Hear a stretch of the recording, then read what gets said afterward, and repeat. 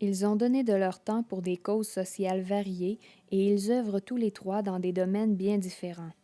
Aline Vesser s'est impliquée en éducation et en santé, Jacques Lucier en gestion et en politique municipale, puis Serge Larouche dans le secteur de la justice. Pourtant, malgré ces différences, ils ont plusieurs points en commun. Notamment, ils ont un curriculum vitae impressionnant qui en dit long sur leur engagement social.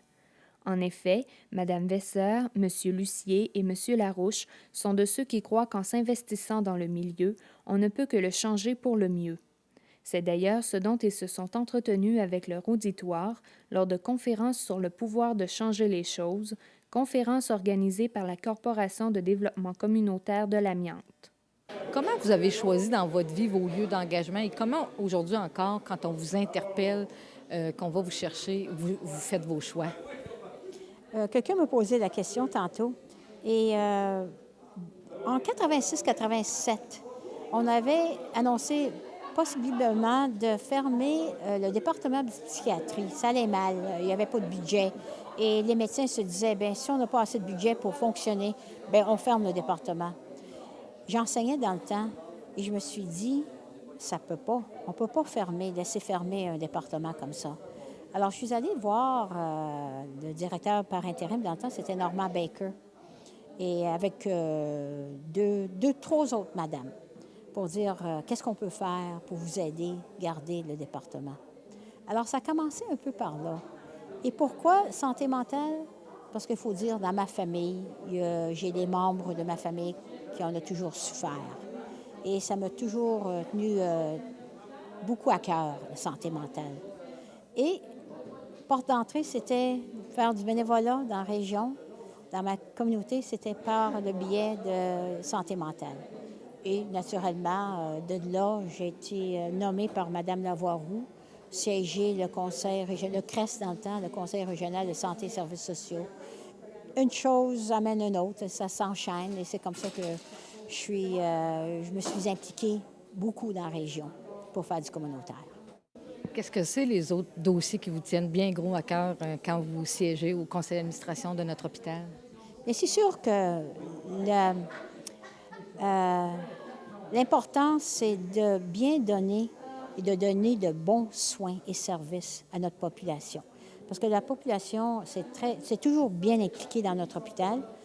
Voyons la dernière campagne financière qui nous a ramené presque 2,4 millions, qui veut dire que les gens, encore une fois, prennent leur hôpital à cœur et veulent qu'on leur remet de très bons soins. Effectivement, l'hôpital leur donne de très bons soins. Alors, c'est toujours à surveiller que ceci est fait.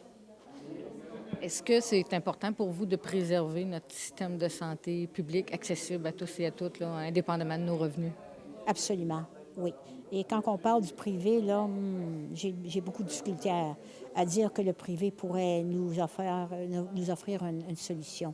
Il faut faire tout possible pour, même si c'est de restructurer un petit peu qu'est-ce qui existe maintenant pour garder notre réseau public et régional, dans le sens qu'ici, dans l'Amiante, dans la région de l'Amiante, nous avons un hôpital qui nous appartient, qui veut dire qu'on a les premiers soins, les deuxièmes soins, les soins tertiaires comme chirurgie de cœur et des choses comme ça. C'est sûr qu'on n'en fait pas. On va à Québec pour recevoir ces soins-là. Mais à part de ça, notre taux de retention à l'hôpital est à peu près 78-80, qui est très, très bien. Alors, je pense qu'on réussit avec les budgets qu'on a. On n'est pas en déficit, ça fonctionne très bien. On a de très bons spécialistes et tout va très, très bien. Il faudrait le garder de cette façon-là. Et la contribution, l'intérêt que porte la population est très aidant. Qu'est-ce que c'est pour vous les principaux défis qu'il y a, si on prend dans la prochaine décennie, là, pour garder notre hôpital, pour préserver les soins qu'on a? Il faut se pencher surtout sur les soins publics. Le secteur public, il faut que ce secteur reste assez fort. Si on parle de déficit, il faut se poser la question pourquoi. Il faut essayer de trouver des solutions. Des solutions, il y en a. Il y a eu la commission Romano qui répète Même, je vais vous dire qu'ils répètent les mêmes solutions qu'a trouvé la commission Michel Clerc, ici au Québec. Alors, pour dire qu'il y a des solutions, il y en a des solutions. Il s'agit d'avoir une concertation de tous les partis impliqués, de travailler ensemble et de dire, oui, c'est comme ça qu'on va y aller. Il y a des solutions, il y en a des solutions.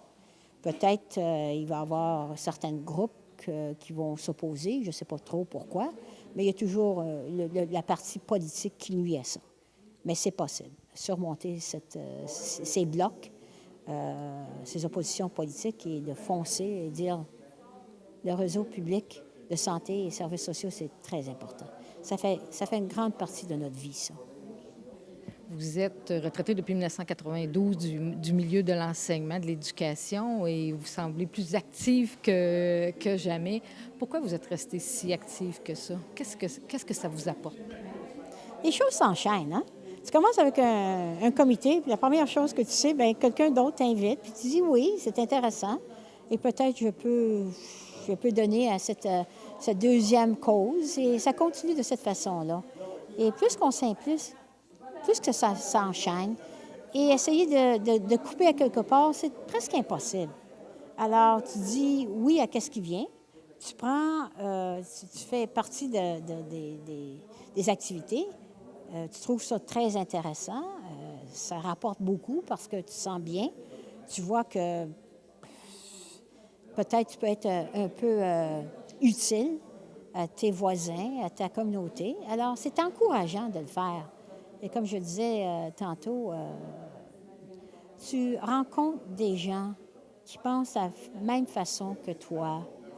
Tu te rends compte qu'il y a beaucoup de gens qui sont prêts à participer, à donner à leur communauté, à voir à ce que la communauté se développe. Ce n'est pas toujours une question de budget et d'argent non plus. C'est plutôt une question de mentalité, de volonté, de foi, d'esprit de corps, aimant qu'est-ce qu'on fait parce qu'on aime les résultats. Et les résultats, ce n'est pas toujours des résultats financiers. La communauté se crée parce qu'il y a des gens qui s'intéressent à la créer. Vous, le fait de provenir d'une minorité, OK, est-ce que ça vous a rendu plus combative? Pas nécessairement plus combative, mais peut-être plus sensible au fait qu'il faut toujours et constamment être vigilant et travailler pour la cause de garder la survie d'un organisme. Et si on a cette attitude pour un petit organisme, c'est sûr qu'on va se combattre, on va se défendre, on va défendre la cause d'autres organismes. Parce que c'est la loi de la nature. Si tu conserves un organisme, tu vas conserver tous les autres organismes. Mais vous, qu'est-ce qui a fait que... Parce qu'on sait que souvent dans des minorités, les gens sont plus isolés. Sortir, vous êtes extrêmement ouverte sur votre communauté. Comment ça se fait? Peut-être parce que je suis la fille des immigrés qui sont venus ici en 1904-1913. Moi et mes sœurs, on est nés ici au Québec. On est québécoises au fond. Nos parents ne voulaient pas qu'on soit isolés comme eux étaient. Alors, on a appris l'anglais, on a appris le français, on parlait l'arabe.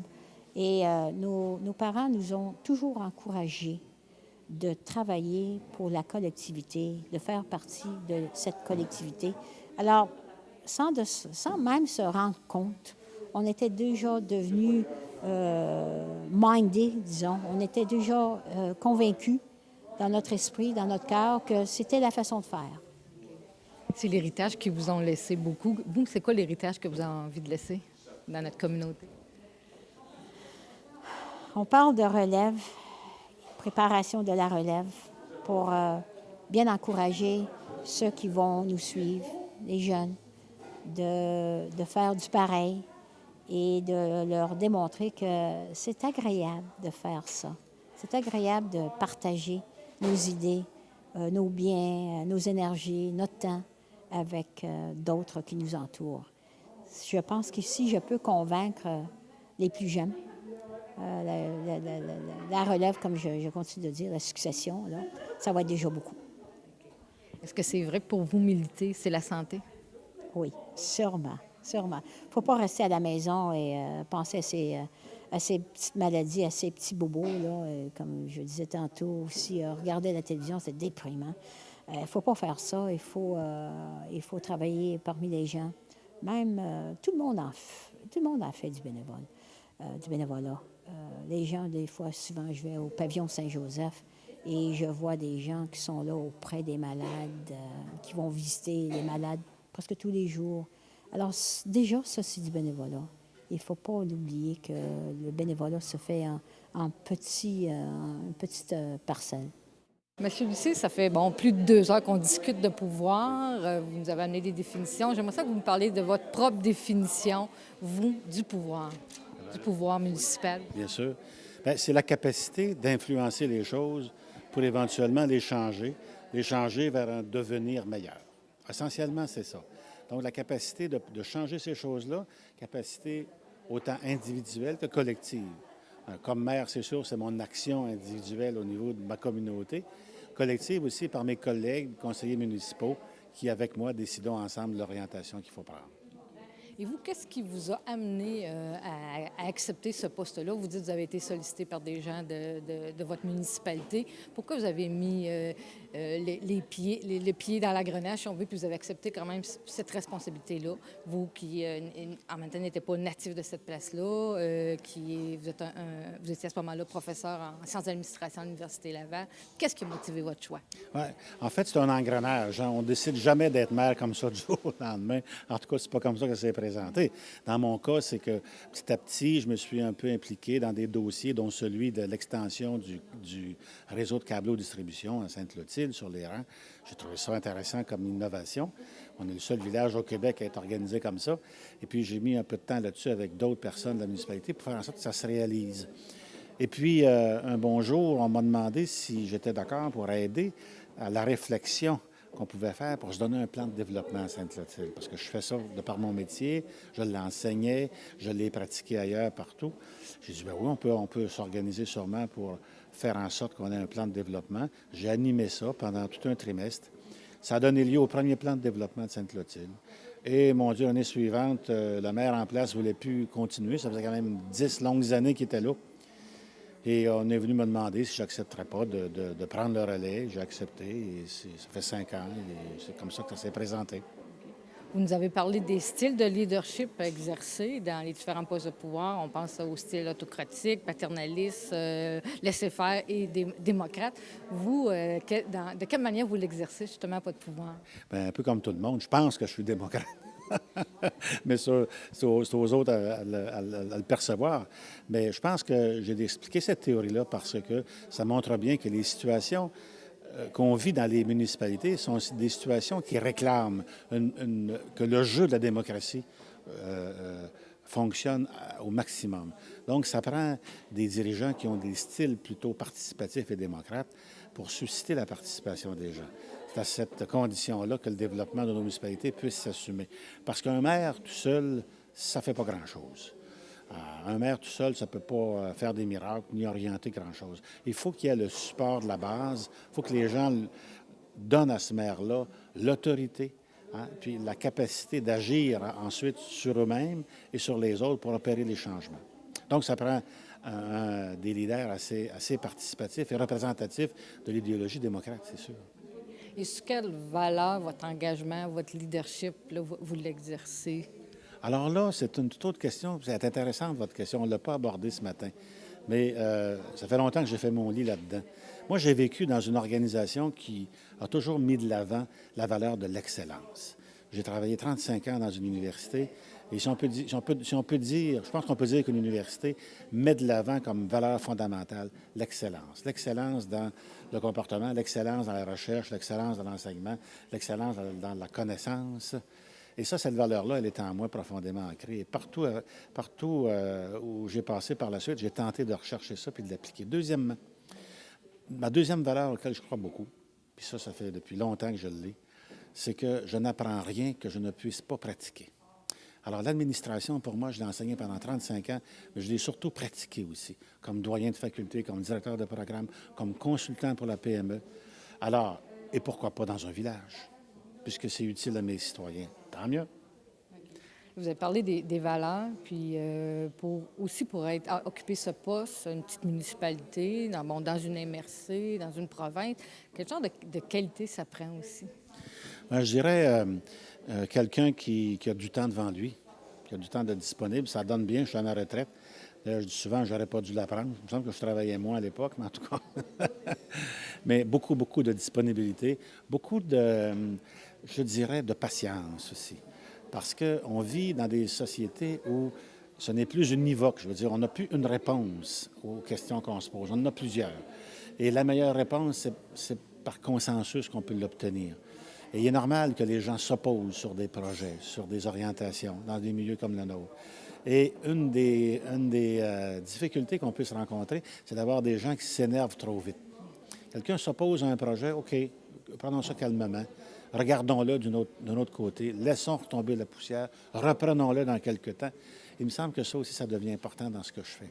Prendre le temps de bien analyser les choses, de voir les conséquences, de prendre la bonne décision par rapport à cela. Toujours faire précéder l'action d'une bonne réflexion. Toutes les organisations, dans le fond, quelles qu'elles soient, là, qui ont fonctionnement démocratique, constatent un désengagement des gens. Comment on peut favoriser cet engagement-là? En tout cas, si on prend à votre niveau, au niveau municipal. Bien, moi, je ne vis pas ça beaucoup chez moi. Je vis plutôt, en tout cas, présentement, on est en réflexion, deuxième phase, plan de développement de Sainte-Clotilde. Puis ce que je constate, c'est qu'on a des réunions d'une trentaine de personnes, de responsables, pour un petit milieu comme le nôtre. Moi, je trouve ça formidable.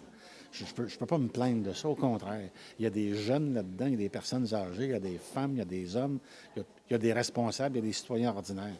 Alors, moi, je dis, écoutez, c'est quand même énorme que 30 personnes consacrent des heures à venir réfléchir à leur milieu. 30 personnes représentant peut-être 500-600 personnes. Moi, je suis très heureux de ça. Et ce que je vis plutôt, c'est une situation heureuse sur le plan de la démocratie. Maintenant, qu'il y ait un ras-le-bol de la chose publique, ça, je le sais. Je lis les journaux comme tout le monde, les sondages, le désenchantement des gens face à certains autres niveaux de décision politique. Alors là-dessus, j'aimerais attirer votre attention sur un point qui est très important. Selon moi, le premier niveau de la démocratie, c'est la localité. C'est là que ça se joue d'abord et avant tout. Et si vous regardez les gens qui ont fait de la politique à d'autres niveaux et qui ont passé par l'école de la municipalité, ça fait des gens beaucoup plus branchés sur les citoyens que celui qui passe directement de son entreprise à l'état de ministre ou de l'état de doyen ou de recteur d'université à ministre de l'Éducation, puis qui n'a pas vécu avec le vrai monde. Lui, là, il en manque une grande partie dans sa vie. Il prend des décisions, mais il n'y a pas toujours les conséquences de ces décisions-là. Alors, moi, je pense que c'est une bonne école de formation que la mairie. La vraie vie se joue là. Les citoyens ont des réactions immédiates. Quand ils n'aiment pas quelque chose, ils viennent aux réunions, ils me le disent ou je les croise sur la rue. C'est un milieu qui est tissé serré, comme on dit. Les relations sont tenues entre tout le monde et les réactions, je les ai assez rapidement. Et en ce sens-là, c'est une bonne école de vie. Moi, je pense qu'il faut revenir ou développer davantage de pouvoir au niveau de la localité parce que c'est là que les solidarités vont d'abord se développer. Monsieur Larouche, qu'est-ce qui vous a poussé à vous diriger vers le droit? Vous savez, c'est un concours de circonstances. Je ne vous raconterai pas toute l'histoire, mais je ne fais pas partie de la catégorie des avocats qui sont nécessairement présentés à cette profession-là parce que j'étais particulièrement attiré par la profession. Une fois que j'ai eu pris contact avec ce travail-là, je dois dire que c'est un métier qui est valorisant. Ça nous permet d'avoir une forme de relation d'aide avec les gens. On fait face à des situations très, très variées. Et je crois qu'on a beaucoup de satisfaction quand on réussit à changer quelque chose pour les clients qu'on représente. D'accord. En quoi pensez-vous que votre implication au niveau de la justice peut changer quelque chose? Écoutez, c'est certain que comme avocat, on est un des acteurs du système judiciaire qui est en première ligne. On y est tous les jours et on représente des intérêts particuliers de citoyens. Alors, c'est sûr que pour le citoyen qu'on représente, ça fait une grosse différence de pouvoir être assisté d'un avocat. Alors, oui, comme avocat, tu peux changer les choses. Quant à changer des choses dans la justice, dans le système judiciaire lui-même, eh bien, c'est sûr que pour y parvenir, il faut s'impliquer dans les structures de prise de décision, On peut le faire. Moi, je l'ai déjà fait au niveau de ma corporation professionnelle, le Barreau du Québec, c'est certain. Il y a d'autres mécanismes qui existent aussi pour pouvoir faire des observations, des suggestions pour améliorer l'administration de la justice. Des fois, on peut tout simplement améliorer l'administration de la justice aussi par la façon qu'on traite les justiciables aussi. D'accord. Et de quelle façon un citoyen se trouve impliqué en rapport avec la justice? De beaucoup de façons. Les principales, c'est certain, le citoyen, son implication face au système judiciaire, c'est premièrement quand lui est un justiciable, quand il se présente devant une cour de justice, ça va de soi, mais aussi comme témoin. Et être témoin devant une cour de justice, c'est un devoir de citoyen. Par expérience comme avocat, je peux vous dire qu'on constate couramment que les gens sont réticents à venir témoigner devant les cours de justice. On essaye toujours préalablement de contacter les gens, de leur expliquer leur rôle. Ils ne sont pas là pour venir favoriser une partie plutôt que l'autre. Ils sont là pour venir témoigner sur des faits. On essaie avec eux de démystifier le système judiciaire, de le simplifier et de les rassurer. Mais malgré ça, on le constate que le citoyen est réticent. Mais le citoyen doit savoir que son témoignage, parfois, est très important. Il fait la différence entre permettre que les droits d'une personne triomphent et d'autres fois que la personne ne soit pas capable de faire valoir un droit en faisant sa preuve. Le citoyen aussi peut avoir une prise de contact avec le système judiciaire comme juré dans un procès devant une cour criminelle, dans un procès devant juge et jury. Alors, c'est rare. La plupart des citoyens n'ont pas vécu cette expérience-là, mais ça arrive. Et lorsqu'on le fait, bien, c'est un rôle qui est très important parce qu'on doit décider de la culpabilité ou de l'innocence d'une personne en ayant entendu la preuve qui a été présentée devant nous avec les 11 autres personnes qui forment le jury. Alors, comme citoyen, c'est une tâche importante, c'est certain. Et en tant que citoyen, de quelle façon, quels sont nos pouvoirs sur la justice? Vous savez, la justice, par les temps qui courent, la justice, c'est pas un sujet qui est très populaire. Hein? On parle plus de santé, on parle plus de guerre aussi par les temps qui courent. La justice, ça a toujours été quelque chose qui est méconnu des citoyens. Les citoyens ne s'intéressent pas beaucoup à ça.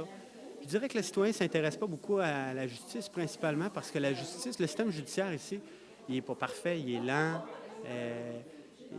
Parfois, il est lent, parfois, il peut être considéré comme lourd.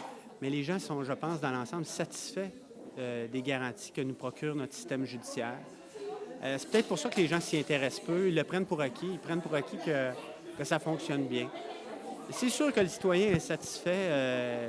Il peut toujours faire part de ses suggestions pour améliorer la marche du système judiciaire. C'est un acteur important, le citoyen, dans le système judiciaire. D'accord. Et quelles sont nos responsabilités en tant que citoyen? Bien, je les ai mentionnées un peu tantôt. Hein. Nos responsabilités comme citoyens, c'est d'être témoin lorsqu'on est assigné, c'est de faire partie d'un jury. Ça touche peut-être pas directement le système judiciaire, mais parfois le citoyen il a aussi d'autres responsabilités de dénoncer certaines situations dont il peut être témoin. Je pense entre autres, lorsqu'un citoyen est témoin de situations d'abus, par exemple chez des enfants, la loi sur la protection de la jeunesse lui donne certains devoirs de signaler ces situations-là au directeur de la protection de la jeunesse. Le citoyen a des devoirs aussi, je pense, qui sont contenus dans la Charte québécoise des droits et libertés aussi. Ça ne touche pas directement le système judiciaire, mais ça interpelle directement le citoyen dans ses relations avec les autres. Il y a des obligations, j'en ai parlé dans ma conférence tout à l'heure, de bon samaritain. Un citoyen doit venir en aide à un autre citoyen dont la vie, la sécurité est menacée. Alors, j'ai donné un exemple tout à l'heure d'une situation de motoneige d'un autre qui est pris dans un banc de neige par un froid sibérien. Normalement, vous avez une situation là où vous devez venir en aide à quelqu'un qui est en danger. Il n'y a pas beaucoup de citoyens qui savent ça, mais ça existe. Est-ce qu'il y a des moyens, selon vous, de rendre le système judiciaire actuel beaucoup plus efficace et beaucoup plus accessible pour la population? C'est sûr qu'on peut toujours améliorer l'accès à la justice, en améliorer la rapidité, la souplesse, le démystifier auprès des citoyens. Je dois dire que je pense que les politiques gouvernementales depuis quelques années ont montré un intérêt de la part du législateur de vouloir améliorer l'accès à la justice. J'en ai parlé tout à l'heure. C'est sûr que là, on voit des phénomènes au niveau de la médiation qui commencent à être institutionnalisés dans beaucoup de secteurs, par exemple en matière familiale. C'est relativement nouveau, c'est d'un passé récent. On le voit aussi en matière civile, en matière commerciale. Même à la Cour d'appel, on assiste à des phénomènes où on essaie d'institutionnaliser la médiation. Je crois que c'est une bonne chose. J'ai donné aussi l'exemple tout à l'heure de la Cour des petites créances qui a vu maintenant sa juridiction augmenter jusqu'à une somme de 5 000 $. Ça veut dire que si un citoyen ordinaire a une réclamation à présenter, il peut le faire jusqu'à concurrence de 7 000 $ devant la Cour des petites créances sans même avoir besoin d'un avocat, ce qui est évidemment amoindrit ses coûts. Et la Cour des petites créances, quand même, une certaine rapidité. Je crois qu'à l'intérieur d'un délai de 3 ou 4 mois, vous pouvez avoir une audition. Il y a le Barreau du Québec aussi, depuis quelques années, qui a fait beaucoup d'efforts pour améliorer l'accès à la justice, entre autres. Il y a eu beaucoup de travail de fait auprès de compagnies d'assurance privées pour créer des produits d'assurance frais juridiques qui sont maintenant assez démocratisés. Alors, moyennant quelques dizaines de dollars par année, vous pouvez dorénavant vous assurer. Et si jamais vous avez un litige avec un voisin ou une compagnie, vous êtes poursuivi, vous désirez poursuivre quelqu'un, vous pouvez voir vos frais d'avocat être payés par votre assureur jusqu'à concurrence de certains montants. J'ai expérimenté comme avocat ce genre de produits-là pour des clients, puis je dois dire que les gens étaient enchantés de ces produits-là. Alors, c'est des choses qui, il y a quelques années, n'existaient pas. Et ça a amélioré beaucoup l'accès à la justice, je le pense. C'est sûr qu'on peut améliorer encore. Il y en aura d'autres améliorations dans le futur, j'en suis convaincu.